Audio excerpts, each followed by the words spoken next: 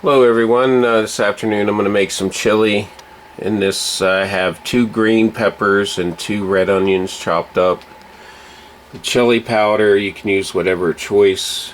Got some Frank's Red Hot, the dark red kidney beans here, and I like to use the Rotel green chili and diced tomatoes. You can use the jalapeno if you want. 2 pounds of ground beef, some Frank's Red Hot, a couple tablespoons to whatever you like, salt and pepper to your taste, the ground beef, and then 4 tablespoons of chili powder. So I'm going to simmer and brown the meat here, and when that gets about halfway, then I'll add the onion and green pepper, and I'll come back to you. So I'm not going to record the whole cooking, it's pretty self-explanatory. Alright, it's been a little bit. I've added the onion and green pepper to the ground beef here.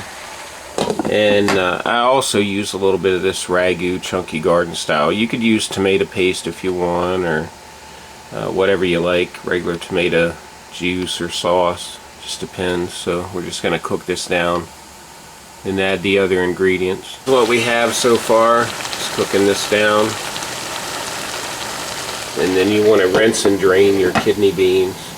So we'll just add this. You could drain the juice off of these if you want, but I usually use it and leave it in there. It adds flavor. So I've added in the green chilies and diced tomatoes after about 10 minutes of browning. So I'm going to let that simmer a little bit and then stir it up. After I've stirred the tomatoes in there, this is what we have so far.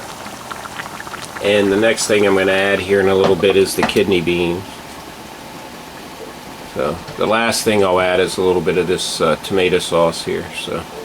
So about 5 minutes after the tomatoes, I added the kidney beans. I'll let that sit there for a little bit and then stir them in. And then the last thing, I'll add a little bit of this. Just make sure you don't overflow your pot. Alright, so I'm going to let this simmer here for about maybe 10 minutes. And the last thing that I'll add is probably a little bit of this, maybe half a cup to a cup, depending on what'll fit in the pot here. I don't want to overflow it, but that's what it looks like so far.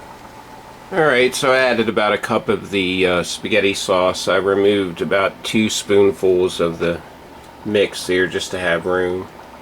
And what I'll do is once I eat a bowl, I'll throw that back in there and heat it up the next day. And after about 35 minutes, just put it in a bowl, garnish with some saltine crackers, a little bit of Sargento sharp cheddar cheese, and dig in.